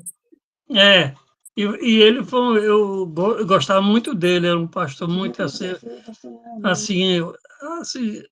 trabalhava muito para nossa dominação. Eu fico Sim, feliz com isso, né? Porque eu conheci esse pastor, sim. muito amigo nosso. Desculpe, pastor, estou muito nervoso aqui. Nada, Falar com tranquilo. o senhor. Um abraço, viu, pastor? Grande Deus abraço, abençoe. irmão. Grande abraço. Tá bom. Um abraço para o senhor. O reverendo Amaury Jardim, ele é descendente direto de um dos madeirenses de Cali. Cali convidou 6 madeirenses. Um deles era o Francisco Jardim. Francisco Jardim trabalhou. Esse Francisco Jardim era bisavô do reverendo Amaury Jardim, que nos deixou recentemente. Foi meu professor no seminário e pastor histórico da Igreja Congregacional de Bento Ribeiro, no período de maior crescimento da Igreja de Bento Ribeiro. Obrigado, pastor. Grande abraço. Valeu, irmão Eduardo. Obrigado. Pastor, a gente vai fazer os agradecimentos, né? E também ceder a palavra para o senhor fazer a apresentação dos livros aí, como adquiri-lo, né? Para o pessoal aí também. E depois que o senhor fizer isso, aí a gente vai pedir ao pastor Marcos Paulo, aí, que é o presidente da nossa associação, que ele ore, encerrando, né? E a gente pede a Deus que Deus nos dê mais oportunidade, né? De ter o senhor conosco aí para esclarecer, né? E esclarecer alguns assuntos importantes da nossa denominação, do nosso congregacionalismo, para que a gente possa crescer junto, né? E agradecer ao pastor pela bondade de receber o nosso convite e atendê-lo, né? E que o Senhor continue abençoando a sua vida, o seu ministério, né? E, a igreja em um todo, né? Na condução do Espírito Santo, com o Senhor presidindo, e que a gente possa continuar, né, nesse caminho aí, para que o Senhor Jesus possa nos abençoar. Então, a gente só tem que agradecer o Senhor por aceitar o convite e por estar palestrando com a gente, uma palestra edificadora e abençoadora para as nossas vidas. Eu que agradeço, pastor. Irmãos, agradeço aí os pastores, os demais irmãos que estão com a gente. Esse ano, indo na Assembleia Geral, né, foi apresentado esse livro, Congregacionalismo, Origens e Contribuições Sociais da Democracia Protestante. É o meu 5º livro, e traçando a origem do movimento congregacional na Inglaterra, o deslocamento para a Holanda, porque houve um congregacionalismo na Holanda, a gente trata na obra desse congregacionalismo, depois a travessia para o continente americano, que vai fundar as colônias americanas, e eu conto essa história ali, o desembarque no Brasil. Então, o primeiro capítulo trata disso, trata dessa origem e desenvolvimento. Origem inglesa, desenvolvimento na Holanda, desembarque no continente americano e alguma coisa sobre o Brasil. Eu não trato muito do Brasil, não, é mais o congregacionalismo original, né? Porque já tem muita obra sobre congregacionalismo brasileiro. Então, queria mais a história mais antiga. Segundo capítulo são as contribuições sociais, é o coração desse livro, é a parte mais importante, digamos assim, né? Como que o congregacionalismo modelou a sociedade inglesa e principalmente a sociedade americana, no campo da política, no campo social, no campo da economia e da educação, né? E também da evangelização, no campo religioso. É o segundo capítulo. E o terceiro e último capítulo é uma coletânea dos principais documentos de fé. Então, o congregacionalismo produziu alguns dos mais importantes documentos doutrinários da história da Reforma. Então, nós temos a plataforma de Saybrook, mencionada aqui, nós temos a Declaração de Savoy, que é o documento histórico dos congregacionais, nós temos a famosa plataforma Cambridge, que é um documento de fé produzido por congregacionais americanos, e outros documentos de fé, inclusive os 28 artigos. Então, o terceiro capítulo é uma coletânea dos nossos principais documentos históricos de fé, mostrando que congregacionalismo e doutrina sempre caminharam juntas, né? Não é só os presbiterianos que têm a confissão de fé de Westminster, catecismo maior, catecismo menor, produzimos muito documento de fé e documento histórico antigo, pena que é pouco conhecido no Brasil, mas amplamente conhecido nos países de língua inglesa. No Brasil, que não houve esse despertamento para publicação. E agora a gente tem acesso a esse material. Está disponível no DERP, os irmãos querendo adquirir diretamente na livraria do DERP, é só entrar em contato com a livraria do DERP. O DERP tem lá no site da denominação um espaço virtual de compra, ou então também, se quiser algo mais rápido e mais fácil, pode solicitar o meu contato ao irmão Ailton, porque eu tenho essas obras também para poder despachar diretamente. Aí o valor, tanto na livraria do DERP como comigo, o valor é o mesmo, R$ 80, mais a taxa de correio. O correio, para qualquer lugar do Brasil, está na faixa aí de R$14,50, mais ou menos. Então, 80, R$15 arredondando, qualquer lugar do Brasil o livro chega. Quero agradecer e dizer que nós estamos caminhando para julho, né? De julho para agosto, 45 dias para o aniversário da denominação. É uma oportunidade da gente contar essa história nas nossas igrejas e mostrando como que os congregacionais foram importantes na evangelização e também no aperfeiçoamento da sociedade brasileira. Que essa história seja contada para as novas gerações e que a gente possa se encantar, né, com essa expressão maravilhosa do reino de Deus chamada igreja congregacional. Amém. Antes do pastor Marcos orar, só dar um aviso rápido para todos os homens. Se você ainda não é assinante do Varonil, não é? Nos procure o contato da sua federação ou da sua UEC aí, porque é muito importante a gente também caminhar junto nesse sentido, para que a gente possa, né, cada vez mais contribuir para a nossa denominação, e é um jornal muito importante para nós, congregacionais. Então, se você ainda não assinou, nos procure, para que possamos, assim, né, também dar essa força e ajudar a esse grande jornal. Pastor Marcos Paulo. O Ailton. Meus irmãos, graças Pronto, a João, pode falar aí. Ô, pastor Marcos, deixe... Poderia aproveitar e falar com o pastor Idauro? Não podia enviar algum desses livros para a gente evitar a taxa de correio para o PNB em Jequié? Pastor, é uma boa. É só falar com o pastor. Eu posso falar com o pastor Jailton, que dirige o DERP. É uma boa possibilidade, sim. Eu vou falar com ele amanhã ainda. Ailton, pode mandar uma mensagem para me lembrar. Eu falo com o pastor Jailton, ele prepara a caixa e despacha para o PNB. Pronto. Obrigado, João. É porque, como a gente vai ser aqui em Jequié, né? Então já é próximo da gente para os interessados comprar. Maravilha. Isso aí. Valeu. João aí é o presidente da Federação Vale de São Francisco. Está conosco aí também. Então, prazer, que Deus continue abençoando. Deus abençoe. E estamos juntos. Pastor Marcos Paulo.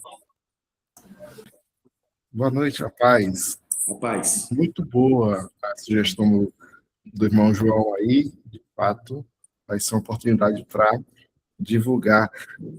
Para encerrar, nós estamos gratos, pastor Hidalgo, mais uma vez está aqui conosco. Depois o vídeo a gente disponibiliza e nós cremos que vai ser outro recorde também de acessos, de gente que assiste, como foi o último, né, do ano passado. E esperamos em Deus que não demore tanto o próximo, né?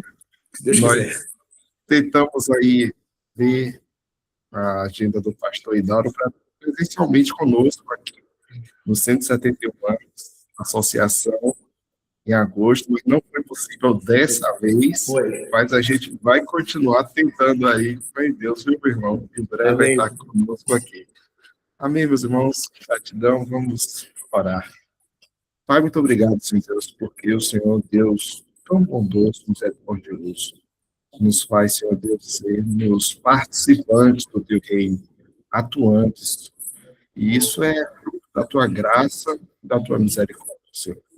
Sabemos, Senhor, Deus, que muitas vezes nós negligenciamos aquilo que é o nosso papel no teu reino, nos omitimos, mas conforme fomos exortados, orientados, lembrados nessa noite, possamos tomar a nossa posição, lembrar, Senhor Deus, onde nós caímos, nos arrependermos e buscarmos, Senhor Deus, cada vez mais sermos atuantes, não só nas nossas comunidades locais de fé, mas na nossa sociedade, Senhor Deus, para que os homens, Senhor Deus, ao verem aquilo que os teus filhos estão fazendo, deem glória ao Senhor, porque as boas obras, elas foram criadas para andarmos nela. Obrigado, Senhor Deus, por cada união aqui representada. Pedimos, Senhor Deus, que cada homem seja fortalecido no conhecimento do Senhor, que possamos, Senhor Deus, cada vez mais demonstrar aquilo que é a vontade do Senhor nas nossas vidas, nos nossos ministérios, nas nossas famílias, no nosso ambiente de trabalho, onde quer que cheguemos, Senhor Deus, que possamos não sermos reconhecidos por crentes, congregacionais, mas por aqueles, Senhor Deus, que exalam o bom perfume de Cristo, aqueles que manifestam a imagem de Cristo Jesus no nosso viver. Essa é a nossa oração de gratidão a Jesus. Amém. Amém. Amém. Amém. Só vou sugerir rapidinho aqui também, como eu vou falar amanhã com o pastor Idauro, se os interessados no livro quiserem falar comigo o que quer, aí vocês vão fazendo uma lista, manda para mim, porque aí eu já passo até uma quantidade, e o pastor Idauro manda a mais um pouquinho, né? Porque o Projeto Nilson Braga tem muita gente, então vai ter muito interessado, aí a gente já pode facilitar também essa questão da quantidade. Eu agradeço a todos, boa noite, e desculpe também aqueles que eu não consegui mencionar, mas que estão com a gente aí também participando. Então, agradeço aí, pastor Idauro, novamente, a todos os irmãos, pastores, presbíteros, diáconos, né? E nossos irmãos aí. Que Deus continue abençoando a todos. E até a próxima, com fé em Deus. Boa noite. Boa noite. Graças a Deus, irmão. Boa noite, que Deus abençoe. Pastor Milton.